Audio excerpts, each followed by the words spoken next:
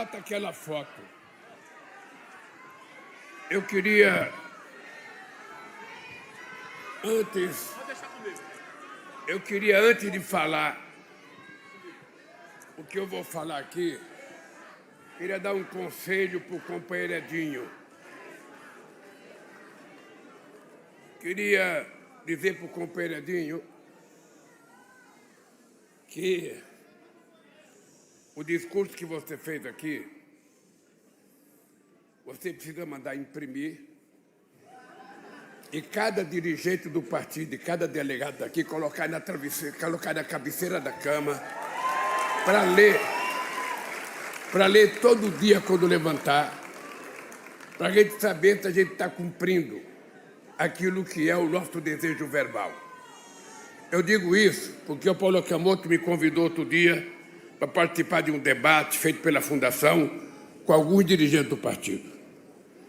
E eu fiz uma pergunta se as pessoas tinham lido o manifesto do PT. E eu tenho certeza que a maioria das pessoas hoje não leram o manifesto do PT.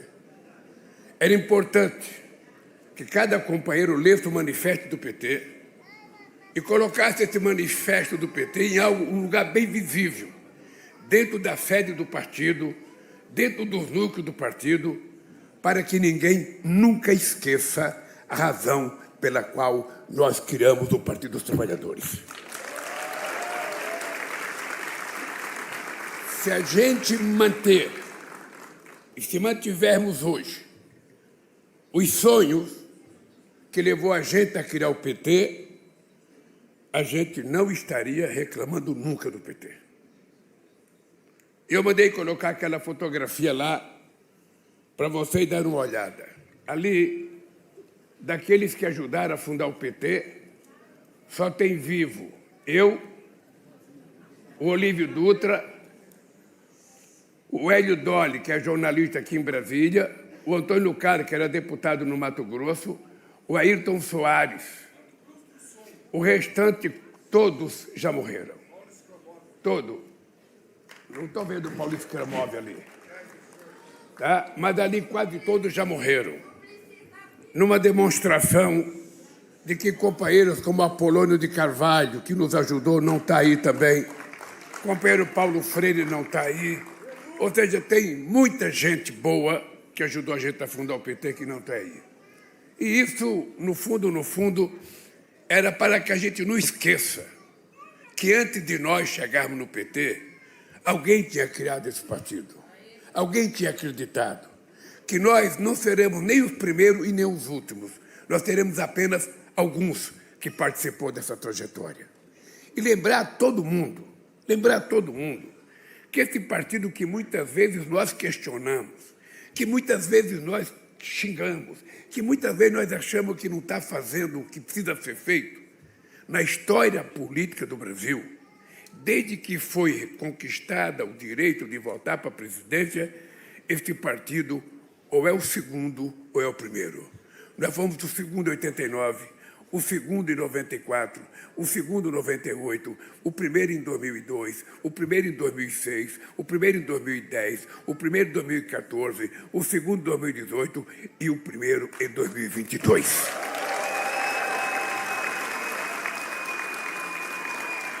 Isso é só para vocês terem noção do tamanho do partido que nós criamos. E que nós precisamos, daqui para frente, reparar erros que nós cometemos, para que a gente não cometa os mesmos erros. Porque quando a gente faz a exaltação do PT, é muito bonito, porque a gente conquista aplausos. Mas se a gente não também comentar os erros que nós fizemos, a gente pode continuar cometendo esses erros. E eu queria dizer para vocês que estou feliz que o companheiro Delúbio está presente aqui nesta plenária. Estou feliz, acho que o Vacari também está aqui nessa plenária. Acho extremamente importante a volta do Zé Dirceu para a direção nacional do PT. Acho que o companheiro Genuíno deveria estar nessa também. Porque uma...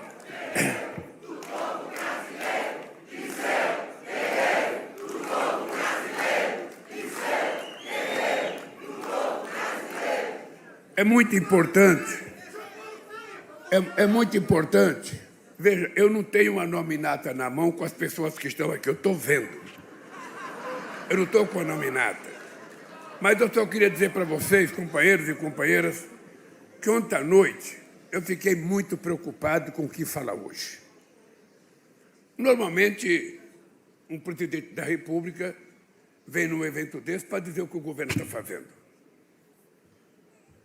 Normalmente é assim.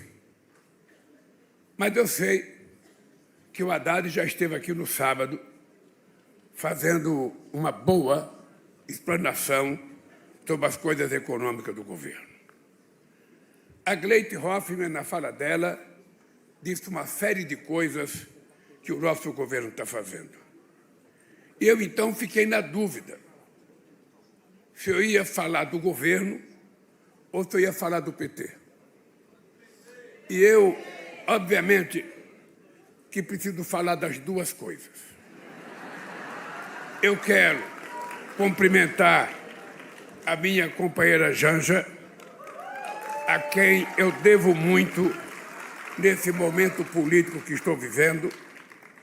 Quero cumprimentar o companheiro Humberto Costa, que teve a delicadeza e a gentileza de atender um apelo para assumir a direção do partido no momento problemático do partido.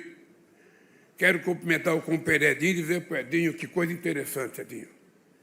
Quando a Gleisi foi ser presidenta do partido, que ela foi ser candidata à reeleição, eu conversei com muita gente. E muita gente dizia para mim: ô Lula, você não pode apoiar a Gleisi. Porque a Gleisi ela só fala para a bolha dela. E é preciso furar bolha. E eu perguntava o que é a bolha. A bolha era falar para nós do PT. E eu dizia: mas é importante que a liderança do PT fale para o PT. Depois que construir a confiança no PT, fale para os outros. E aqueles que discordavam da Gleisi ser a presidente, porque eu falaria para a bolha, hoje reconhece que a Gleisi foi uma das melhores coisas que aconteceu na presidência do PT. A mesma coisa, quando o Edinho estava falando, eu estava pensando ali, e comentei com o Humberto Costa, se o Edinho tivesse feito esse discurso, nem o voto Pomar seria oposição a ele. Nem o voto Pomar seria oposição. Porque é exatamente isso que ele falou que a maioria do nosso partido almeja. Ô, gente, eu deixei de ser deputado em 1990. Eu não concorri à eleição para ser deputado, porque o PT, naquele momento, vivia uma crise de que só deputado mandava no PT, só deputado tinha direito no PT. Eu deixei de ser candidato à reeleição para provar para o PT que a gente não precisa do mandato para ser importante no PT. Nós temos que brigar. Está certo que ninguém me acompanhou. Está certo que eu pensei que ia ter mais gente que me acompanhou, mas não acompanhou. Mas, de qualquer forma, eu quero dizer para vocês uma coisa interessante, inclusive aos deputados que estão aqui, às deputadas, aos senadores e senadoras, aos ministros que estão aqui. É muito difícil a gente deixar de reconhecer o valor das pessoas que compõem esse governo. Os que são do PT, os que não são do PT. Muitos deles votaram contra mim nas eleições de 2022. Não trabalharam comigo. Trabalharam contra. Agora, quando a gente tem um resultado eleitoral definitivo, é que a gente tem a radiografia, a ressonância magnética da verdade política. Porque na campanha eu só acho, na campanha eu só acredito, na campanha eu só penso. Mas quando termina as eleições, a gente tem a radiografia fiel do que foi a eleição. E nessa eleição, O nosso partido só elegeu 70 deputados de 513. É muita diferença. Se nós fôssemos bons,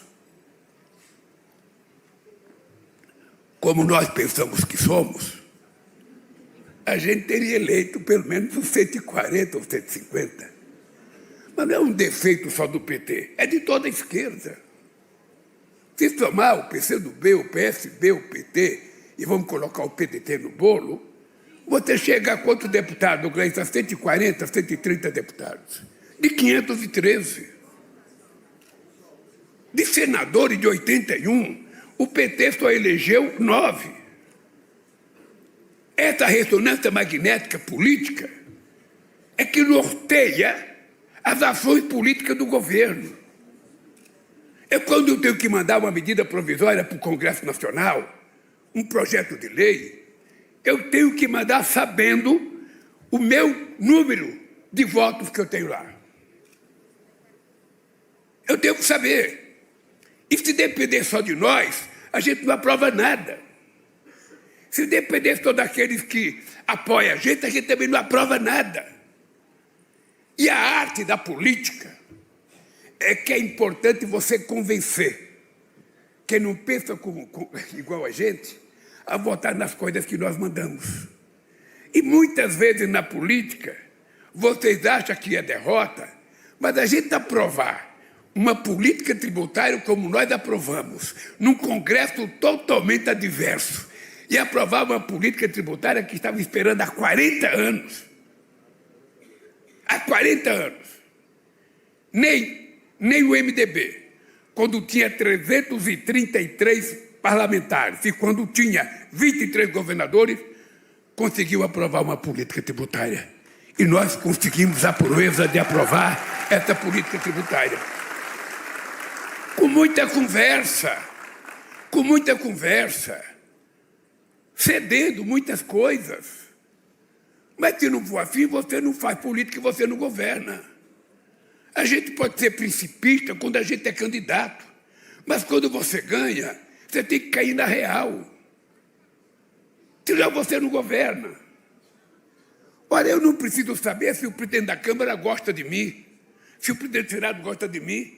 Eu tenho que saber que ele é presidente de uma instituição que deu a ele a legalidade de ser eleito e que, portanto, eu preciso mais dele do que ele de mim.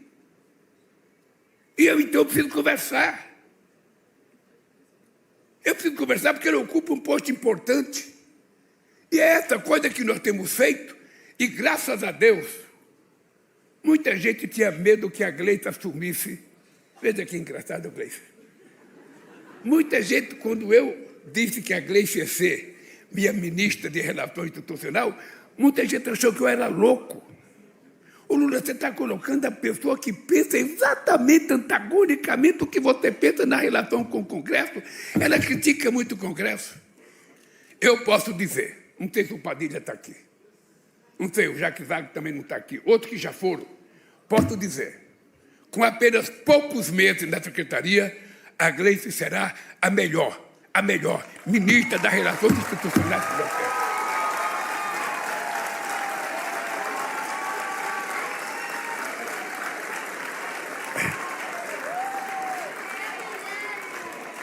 Então, veja, é importante a gente ter clareza do papel do Lindenberg como líder de uma bancada minoritária. Que, às vezes, ele é obrigado a gritar, xingar, debater, porque é o papel dele. Mas, diferente dele, é o líder do governo. O líder do governo não pode fazer o mesmo discurso do Lindenberg, que está falando em nome de um partido político. O Guimarães tem que falar em nome do governo. O Randolph tem que falar em nome do governo. O Jacques Wagner tem que falar em nome do governo. E eles têm que negociar, porque o campo que eles estão é um campo minado, é um campo de muita diversidade. Então, tudo tem que ser construído. E construído da forma mais civilizada possível. Eu quero dizer para vocês, olhando bem na cara de todos os companheiros do PT, as companheiras do PT. nós vamos fazer outra vez o melhor governo que esse país já teve.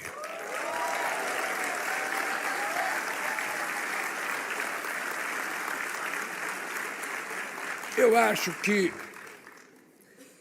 que vocês precisam receber as informações corretas diariamente. E hoje é possível receber comunicações diariamente. É só vocês entrarem no Comunica BR. Todo mundo tem qualquer informação do PT.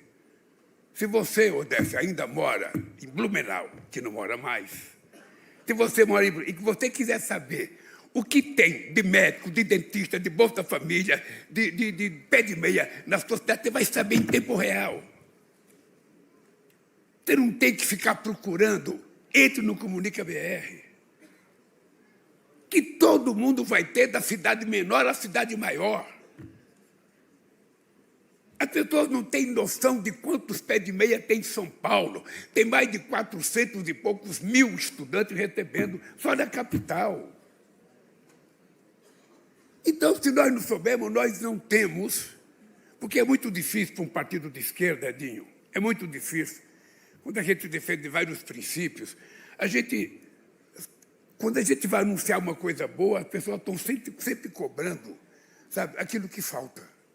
As pessoas nunca agradecem aquilo que conquistou. Sabe, é uma necessidade de mostrar que é mais radical do que a proposta. É uma necessidade, é uma coisa maluca, coisa que o governo não tem que fazer. O governo ele tem que fazer aquilo que pode fazer. Por exemplo, nessa briga que a gente está fazendo agora com a taxação dos Estados Unidos, eu tenho um limite de briga com o governo americano. Eu não posso falar tudo o que eu acho que eu devo falar, eu tenho que falar que é possível falar. Porque eu acho que nós temos que falar aquilo que é necessário. A coisa que me norteia é a frase do Chico Buarque. Eu gosto do PT porque não fala fino com os Estados Unidos e não fala grosso com a Bolívia. A gente fala em igualdade de condições com os dois. Essa que é a lógica da política. E eu, companheiros, nesses 2 anos de mandato, presta atenção numa coisa. Eu já fiz reuniões com todos os presidentes da América do Sul, já fiz reunião com todos os presidentes da CELAC, que são 33, já fiz reunião com todos os países do CARICOM, que são 14, já fiz reunião com todos os países da África, com os presidentes da África, no congresso deles, são 54, já fiz encontro com toda a União Europeia, já visitei a Arábia Saudita, já visitei os Emirados Árabes, já visitei o Catar, já visitei a Etiópia, já visitei o Egito, já visitei a Angola, já visitei a África do Sul, já visitei, sabe, vários países europeus, já estamos concluindo o acordo Brasil, Mercosul, União Europeia. Nós nunca fizemos tanto. Sabe quantos acordos novos nós fizemos? Quanto mercado nós abrimos em apenas 2 anos e meio? 398 novos mercados para os produtos brasileiros. Porque a nossa volta à presidência desse país foi como se a gente tivesse aberto um portão grande, onde todo mundo quer conversar com o Brasil, e o Brasil tem que conversar com todo mundo. E quem viaja ao mundo sabe qual é a respeitabilidade do Brasil lá fora. Nós fizemos a melhor reunião que o G20 já fez na sua história aqui no Brasil. Nós fizemos a maior reunião dos BRICS já realizada aqui no Brasil. E vamos fazer a melhor COP já realizada aqui no Brasil. E isso começa a assustar as pessoas que acham que são donas do mundo. Como é que aparece um país que até ontem era tratado como se fosse uma republiqueta de banana, querendo falar grosso? Querendo dizer que é preciso criar uma moeda de comércio para não ficar tudo dependendo do dólar. Como é que aparece um país que fica ousando a desafiar, sabe, a grande potência? Nós não queremos desafiar. Nós apenas queremos dizer, eu quero passar. Eu quero passar. É só isso. Então, companheiros, eu queria, antes de entrar no PT, dizer para vocês que eu pessoalmente, estou muito, muito feliz com aquilo que nós estamos fazendo. Até o meio do ano, eu dizia para todo mundo. As pessoas diziam, não, mas a pesquisa está mostrando que o governo não tem credibilidade. Eu dizia, está certo, a pesquisa está certa, porque o que nós fizemos não chegou para ninguém ainda. É muito lançamento dentro do Palácio do Planalto e pouco lançamento na rua. É muita informação interna e pouca informação externa.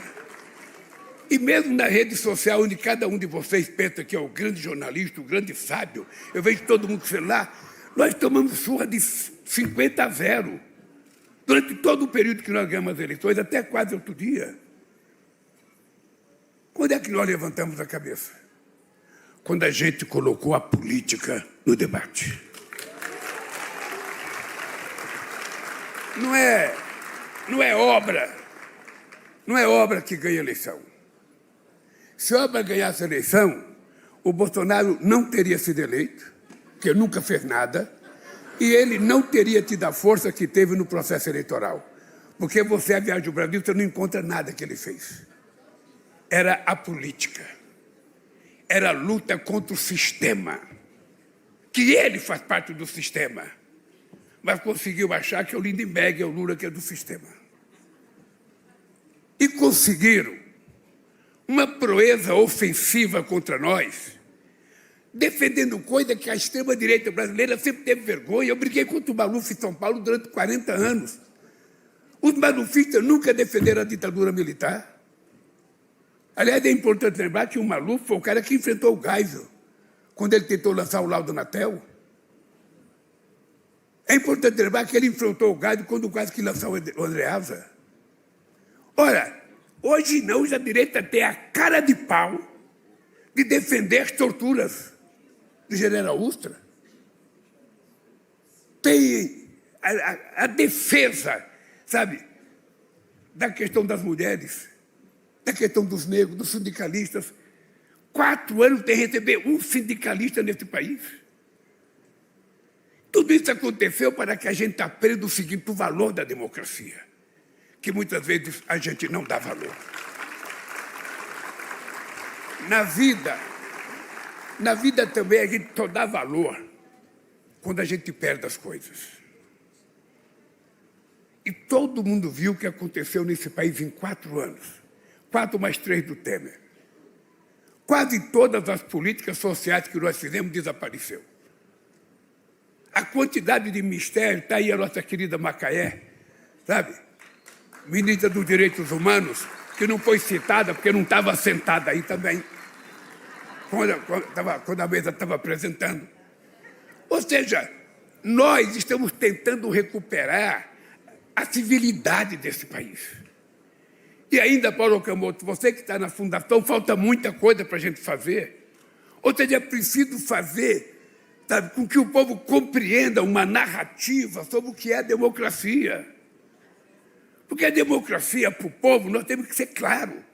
Não é ele ter o direito de votar, não é ele ter o direito de escolher um deputado. Isso é importante.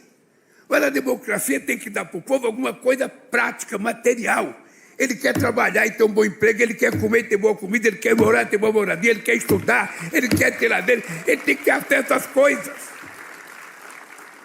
E eu estou muito orgulhoso, meu companheiro Wellington, muito orgulhoso. Porque sair do mapa da fome em apenas 2 anos e meio de governo é uma proeza.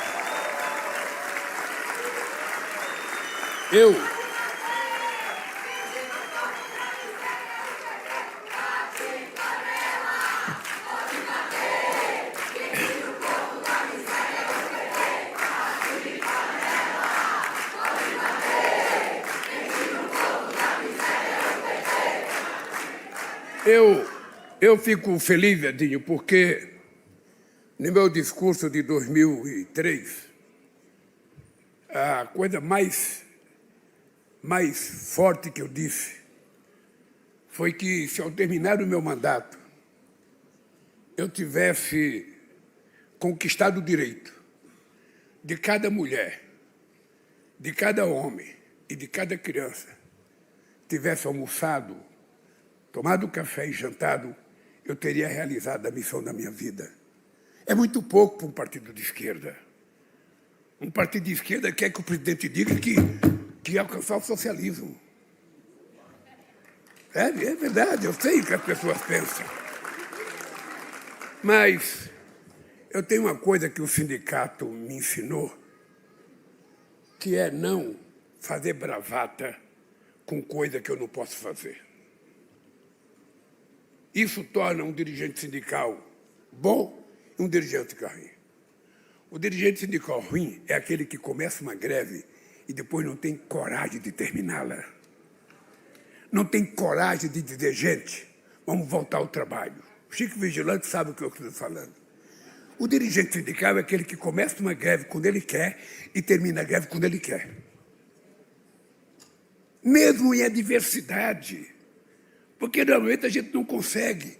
E vocês sabem que é muito mais fácil fazer greve quando o PT está no governo, na prefeitura, no governo do Estado.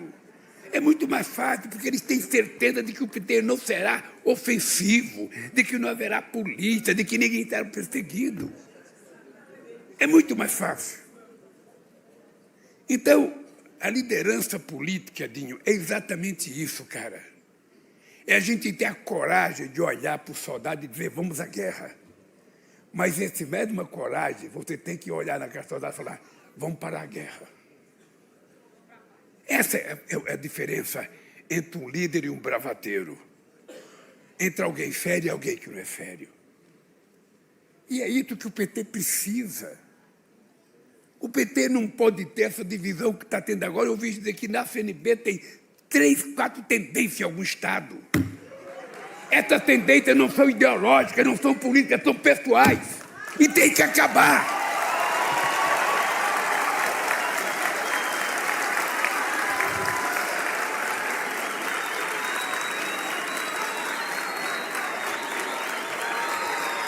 Tem que acabar, não é possível.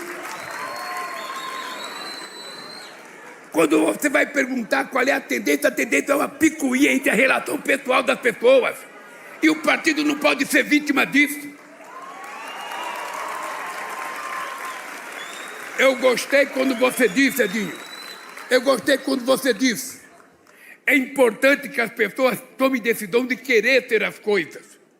Mas é importante as pessoas, de vez em quando, perguntar se o partido quer que seja ele que é. Porque aqui nós temos uma coisa muito engraçada. O cara se autodetermina candidato a alguma coisa sem consultar o partido.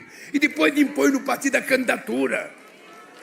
Isso para vereador, para deputado estadual, para tudo. Ou seja, é importante que o partido tenha a possibilidade de articular se o candidato é nosso ou se não é. Se a gente vai fazer aliança ou não vai. Quais são as possibilidades de ganhar? Nós precisamos agora fazer uma eleição em 2023 e eleger uma maioria de senadores. Então eu tenho que prestar atenção nisso. Nós temos que prestar atenção nisso. Os nossos senadores, nós temos quase todos reeleição. Eles não. Eles já têm 25 senadores. Se eles eleger 17, eles vão para 41. E vão fazer maioria no Senado. É importante que a gente pense isso.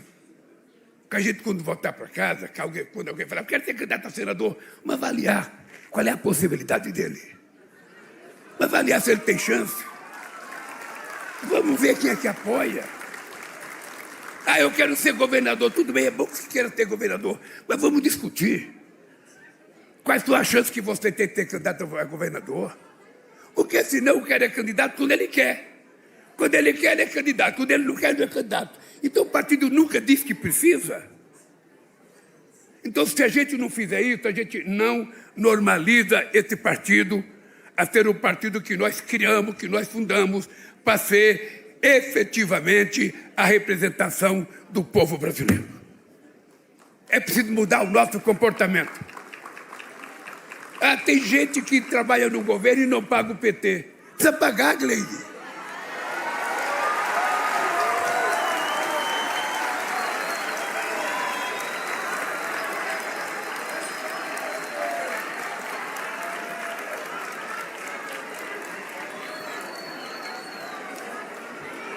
Sabe? Não. Se tiver ministro que não paga o PT, que for do PT, é só me dar a relação, Gleide. Sabe, porque não tem sentido. Não, hoje, se a gente for analisar corretamente, um deputado é mais forte que o partido. Em se tratando de eleição, um deputado é muito mais forte que o partido.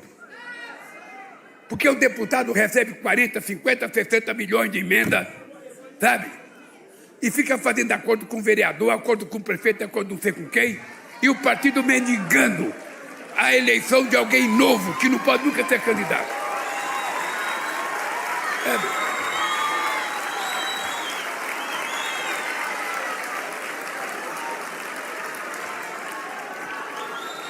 Essas coisas é sempre difícil a gente conversar, mas a gente não pode deixar de conversar, porque é isso que vai dar direção ao partido. Sabe? É isso que vai dar direção ao partido.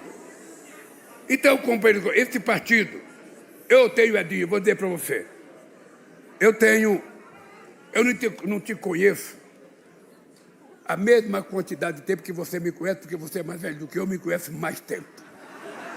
Mas eu vou te contar uma coisa para você.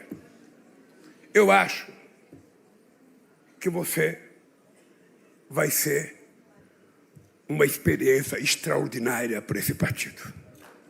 Você só não pode esquecer o que você disse aqui hoje.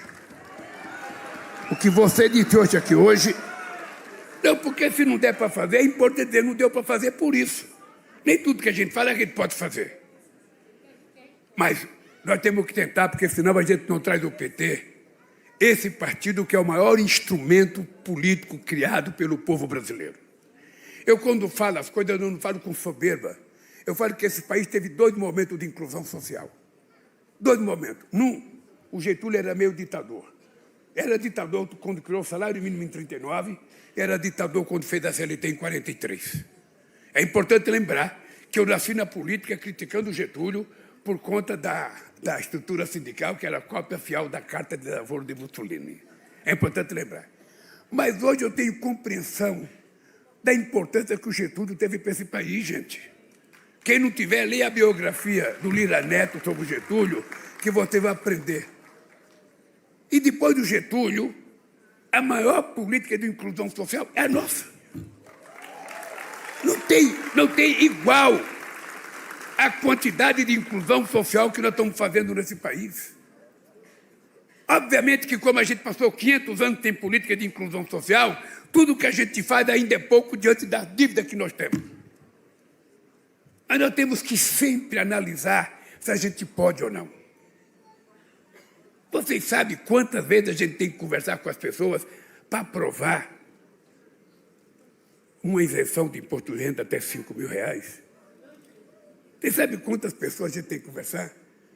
Você sabe quantas pessoas a gente tem que conversar para provar que quem ganha acima de R$1 milhão pode pagar um pouquinho? Porque quem vai votar não é as pessoas que ganham aqui até 5. Quem vai votar são as pessoas que ganham mais. E é toda uma engenharia, um jogo de paciência. Você veja o negócio. Alguns companheiros do PT não queriam que eu vetasse esse aumento de deputado na Câmara. E eu vetei porque não é disso que o Brasil está precisando, gente. Não é disso que o Brasil está precisando. Sabe? Ora, se tem que mudar para se adequar à pesquisa do IBGE, dentro dos 513, a gente tem que o adequar. Um estado vai perder outro, vai ganhar outro. Qual é o problema? Eu vetei, e o Congresso tem o direito de derrubar meu veto. Vamos ver o que vai acontecer. Então, o PT, vocês têm que compreender isso. O PT, com todos os defeitos que a gente acha que tem, ainda é a melhor coisa que nós fomos capazes de criar em 500 anos de país.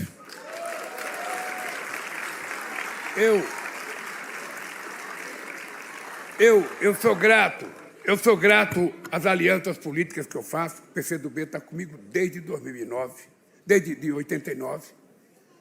Desde 89 eu sei o trabalho do João Amazonas para manter o partido comigo, e depois o Renato, agora a companheira Luciana.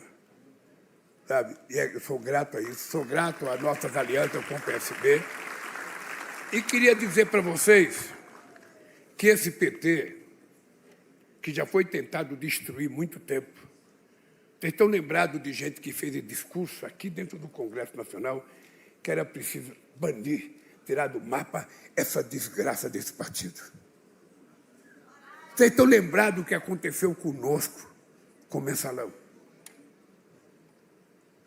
Ninguém aqui esqueceu, Zé Dirceu, a teoria do domínio do fato. Ninguém esqueceu. A gente não toca no assunto, mas ninguém esqueceu. Eu não esqueci o que aconteceu comigo na Lava Jato. Mas eu não posso voltar para governar com o coração magoado, com ódio, tentando me vingar de ninguém, não. Eu fui eleito para governar para esse povo e não para...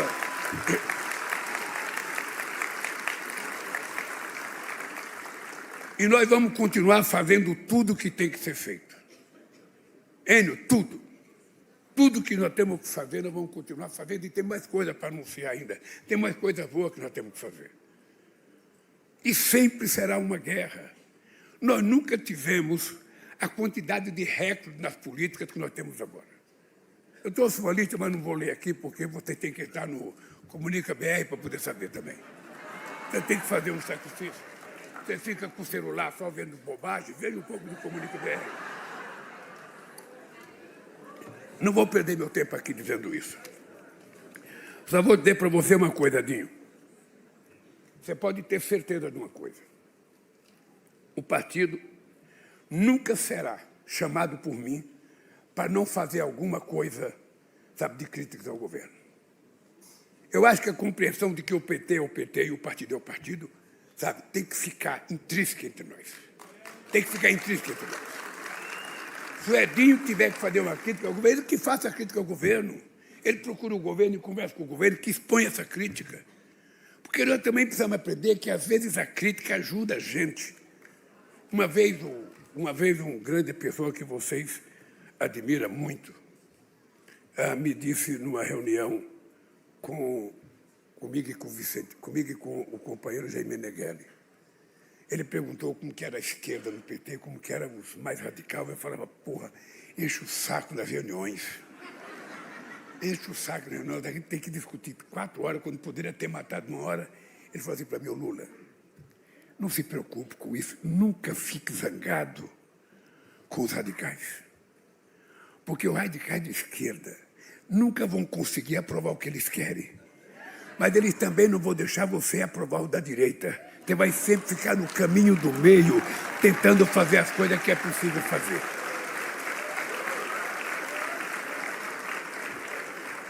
E essa é a verdade da política. É a verdade de um partido. É a verdade de um partido que pode ser presidente da República daqui a pouco tempo. Obviamente que tem muita coisa para passar embaixo da ponte, muita água. Embaixo da ponte não passa muita coisa, passa água, ou seja, passa muita água embaixo da ponte. Mas nós temos que construir, sabe, o nosso time. E eu tenho dito dentro do PT para alguns companheiros de que, para eu ser candidato, eu tenho que ser muito honesto e sincero comigo. Tá? Para ser candidato, a gente já sabe disso, eu preciso estar 100% de saúde. Eu decidi ser candidato para depois acontecer comigo o que aconteceu com o Biden, jamais. Eu irei enganar o partido e irei enganar o povo brasileiro. Agora, o que eu quero dizer para vocês é o seguinte. Quando eu falo que eu tenho 80, energia de 30, vocês podem acreditar.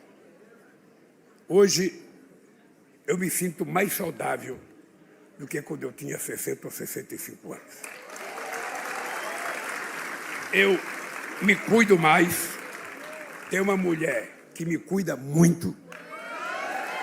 E eu estou preparado, no momento exato, para dizer para vocês. E quero que os adversários saibam.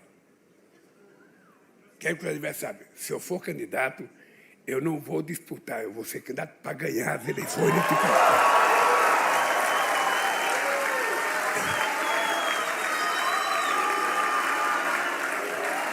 Mas,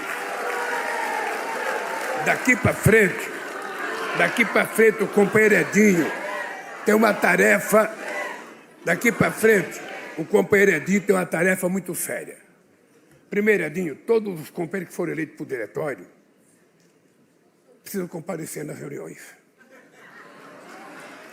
Porque muitas vezes o cara briga para ficar no diretório, enche o saco para ficar no diretório, briga, e depois passa 10 reuniões sem vir. Eu não sei se ainda está valendo a regra. Faltou 3 reuniões, tem comprovação, está fora. Coloca o substituto.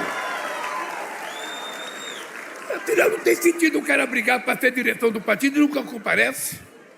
E pois cada companheiro que está aqui nos estados, quando voltar para os estados, ele não pode esquecer que são da direção nacional e fazer a política pequena que muitas vezes é feita no estado dele. Ele tem que ser direção nacional aqui e lá no estado dele, em toda a cidade dele. Ele não pode falar como membro local. Toda vez que ele tiver uma posição, tem que ter uma posição da direção nacional. Porque senão, a direção nacional é rifada todo dia. O cara só é direção nacional aqui na reunião do diretório. Agora, quando chega no estado dele, ele volta a ser ele, lá faz o que ele quer, do jeito que ele quer, não cumpre as coisas. Então é preciso, gente. O PT está precisando, nesse instante, de uma direção mais exigente do que nós fomos até agora. O mundo está mais complicado. Enfrentar a extrema-direita era muito fácil quando a gente tinha o Fernando Henrique Cardoso na oposição. Era uma oposição civilizada. A gente até se chamava de companheiro. Agora não, cara. Agora os caras que estão disputando são inimigos e nos tratam como inimigo.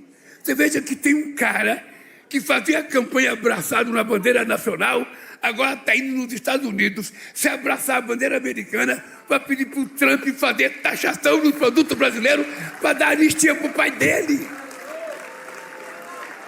Mas é a excrescência da excrescência política. Então, o que está acontecendo de fato? O que está acontecendo de fato é o seguinte: nós vamos resgatar a bandeira nacional para o povo brasileiro.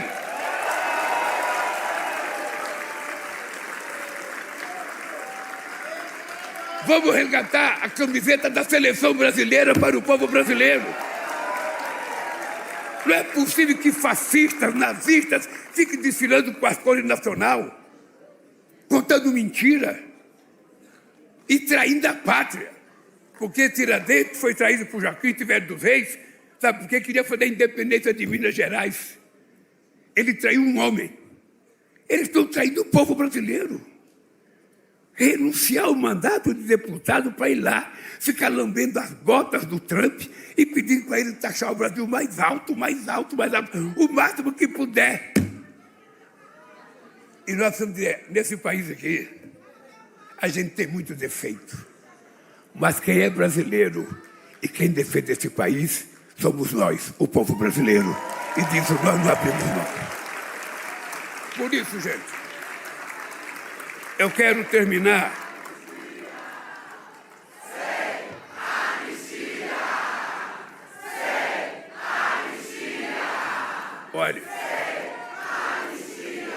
deixa eu dizer uma coisa para vocês sobre esse assunto. Deixa eu dizer para vocês uma coisa sobre esse assunto. O Brasil, hoje, não é tão dependente como já foi dos Estados Unidos. O Brasil tem uma relação comercial muito ampla no mundo inteiro. A gente está muito mais tranquilo do ponto de vista econômico. Mas, obviamente, que eu não vou deixar de compreender a importância da relação diplomática com os Estados Unidos, que já dura 201 anos. Eu não vou esquecer que eles também já deram o golpe aqui, ajudaram a dar o golpe. Mas o que eu quero saber é daqui para frente o que é que eu faço. E daqui para frente eles têm que saber que nós temos o que negociar. Nós temos tamanho, nós temos postura, nós temos interesses econômicos e interesses políticos para negociar. Eu não vou abrir mão de achar que a gente precisa procurar construir uma moeda alternativa para que a gente possa negociar com os outros países. Eu não preciso ficar subordinado ao dólar. Eu não estou falando isso agora, não. Em 2004, nós fizemos isso com a Argentina. Em 2004. Agora, nós queremos negociar. Nós queremos negociar igualdade de condições. Negociar igualdade de condições. Os Estados Unidos é muito grande, é o país mais bélico do mundo, é o país mais tecnológico do mundo, é o país maior econômico do mundo. Mas tudo isso é muito importante. Mas nós queremos ser respeitados pelo nosso tamanho. Nós temos interesses econômicos, temos interesses estratégicos, nós queremos crescer. E nós não somos uma republiqueta. Tentar colocar um assunto político para nos taxar economicamente é inaceitável. É inaceitável. Eu acho que um presidente da República pode taxar o que quiser. Aqui no Brasil, é importante vocês saberem, de vez em quando eu me reúno com o Alckmin, talvez me reúno com a Haddad, para a gente aumentar a taxa de algum produto que a gente importa de algum outro país. E a gente aumenta no máximo aquilo que a OMC permite que aumente 35%. Agora ele extrapolou os limites, porque ele quer acabar com o multilateralismo. Ele quer a volta da negociação, sabe, país com país. Ou seja, você negociar, um país pequeno, negociar com os Estados Unidos, é como um trabalhador de uma fábrica que tem 80 mil trabalhadores negociar sozinho com o patrão. O acordo é leonino, não vai ganhar nada. Então, o que nós queremos, na verdade, é o seguinte: nós estamos trabalhando, nós vamos ajudar nossas empresas, nós vamos defender os nossos trabalhadores e vamos dizer o seguinte: olha, quando quiser negociar, as propostas estão na mesa. Aliás, já foram apresentadas as propostas pelo Alckmin e pelo Mauro Vieira. Então, é simplesmente isso. Eu vou continuar daquele mesmo jeito. Eu não estou disposto a brigar nem com o Uruguai, nem com o Paraguai, nem com a Venezuela, nem com a Bolívia, nem com a Nicarágua, nem com ninguém. Esse país é um país de paz. Esse é um país, sabe, em que as pessoas querem progredir. Nós queremos crescer economicamente. Nós queremos fazer com que o nosso povo tenha um padrão de vida mais digno, tenha mais estudo, tenha mais cultura, mais lazer. É isso que nós queremos. Nós não queremos confusão. Então, quem quiser confusão conosco, pode saber que nós não queremos brigar. Agora, não pensem que nós temos medo. Não pensem.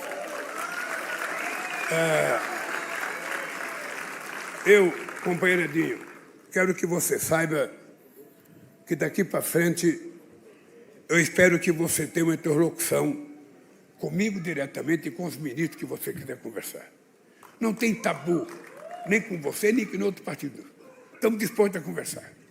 Você deveria ter dito aqui que está propondo, e nós vamos anunciar, a Universidade de Esporte aqui nesse país. E vamos anunciar também a Universidade Indígena nesse país. Para que a gente possa garantir. A Aniele quer ser professora da Universidade de Esporte, porque ela disse que foi jogadora de vôlei. Não tem uma fotografia dela jogando vôlei. Não, ela disse que foi para os Estados Unidos jogar vôlei, que quase foi campeã. Não tem uma foto dela. A foto dela é criança no Vasco da Gama. Que aquela foto parece mais uma foto de gandula do que uma foto de jogadora de bola. Então, gente, olha, deixa eu contar para vocês uma coisa para terminar aqui de verdade, porque eu já enchi o saco de vocês. Pode ter certeza de uma coisa: eu vivo pessoalmente o melhor momento da minha vida. E vivo politicamente também o meu melhor momento. Pode ter certeza que eu sou um cara otimista, estou muito motivado, muito, mas muito motivado. Eu acho que até já fiquei com menos de 30 anos agora, eu estou com quase 28 anos. Porque a minha tese, a mãe do Edinho tem 80 anos. Eu faço 80 anos, minha querida, 27 de outubro. E você sabe que eu não sou contra a velhice, não. Acho que a velhice é um dom de Deus. Sabe? A gente viver muito tempo é um dom de Deus.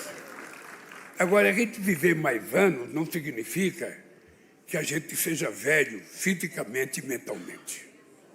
Quando a gente tem uma causa, não há velhice que chegue na gente. Não há velhice.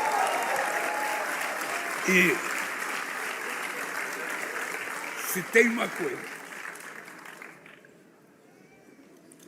uma coisa que eu tenho orgulho, Adinho, embora eu diga que não sou principista, é que se você pegar os meus discursos de 78 na greve dos metalúrgicos, se você pegar o meu discurso da fundação do PT, se você pegar o meu discurso em 90, em 2000, você vai perceber que tem uma coisa que eu me orgulho muito. É a minha coerência de saber aonde eu nasci, saber de que lado que eu estou e saber para onde eu vou quando eu deixar a presidência da República. Tenho orgulho e vou contar para vocês uma coisa que eu já contei. Quando eu fui enviar em 2003, era a primeira vez que o Brasil era convidado para participar de um G7. Eu cheguei na reunião, tinha uma sala de vidro, parecia um aquário, e estava lá todas as personalidades grandes que eu via na televisão. Bush, Gordon Brown, não, Tony Blair, sabe, o Prodi da Itália, estava lá o rei da Arábia Saudita, estava lá o Fox do México, estava o Schröder da Alemanha, estava lá todos os grandes presidentes do mundo, e eu falando o que eu vou fazer aí. Aí chega um cara e fala assim para mim, fala para o Sérgio, que não podia entrar ninguém, eu sozinho. Eu falei, porra, o cara falou, não pode entrar ninguém, tem que ser você sozinho. Eu do lado de fora, estava com 6 meses na presidência da República, Valmir, 6 meses, com meu cursinho de diploma do Senai embaixo do braço. E eu falei, pô, eu não entendo uma palavra em inglês, não entendo uma palavra em espanhol. Eu só falava cueca-cuela, e depois eu percebi que não era. Aí eu fiquei olhando para a cara dele, eu falei assim, pô, aqui, qual desses caras já passou fome? Qual desses caras foi comer pão com 7 anos de idade? Qual desses caras já ficou desempregado? Qual desses caras conhece um chão de fábrica? Qual desses caras já teve enchente na sua casa de 1,5 metros de água dentro da sua casa? Qual desses caras já acordou à noite com rato, barata, sabe, tentando subir na cama? Eu falei, nenhum deles. Sabe, eu aqui sou mais eu. Eu vou entrar, é eles que têm que ouvir. É eles que têm que ouvir a minha experiência e não eu ouvir a experiência deles. E é por isso que eu não esqueço. Eu nunca esqueço de onde eu vim e para onde eu vou. E nunca esqueço. Eu sei que eu dei muito ao PT, mas eu sei que sem o PT eu não seria ninguém. Porque o PT é efetivamente a mola propulsora que me faz ter essa crença. O PT é exatamente um instrumento político que faz com que eu acredite que é possível. E é graças a essa tenacidade de vocês. É graças ao apoio dos companheiros dos outros partidos de esquerda. É graças ao apoio de muita gente da sociedade brasileira que eu acredito que nós nunca mais vamos permitir que alguém de extrema direita, com a cabeça e tendência fascista, volte a governar esse país. A democracia ela exige alternância de poder. É muito importante que tenha alternância de poder. É muito importante que troque as pessoas que governam de quando em quando, porque se a gente ficar muito tempo, também a gente fica viciado fazendo coisa errada. Um ditador começa a surgir depois de muito tempo que alguém fica no governo. Mas é muito tempo que a gente volta a conquistar a democracia. E eu queria, Paulo Okamoto, que nos cursos que você faz na Fundação, na política que você faz hoje, Edinho, é preciso, além da democracia, a gente colocar uma palavra muito forte, que é a palavra soberania. O povo tem que saber o que é soberania e cabe a todos nós dizer. Por isso, companheiros e companheiras, eu nasci na política dizendo que um elefante assusta muita gente, 2 assusta muito mais. Agora eu quero dizer para vocês, se eles não estão contentes com o que a gente está fazendo em apenas 3 mandatos, se preparem, porque pode ter o 4º mandato já no ano que vem. Um abraço, gente, boa sorte ao nosso partido e que Deus nos ajude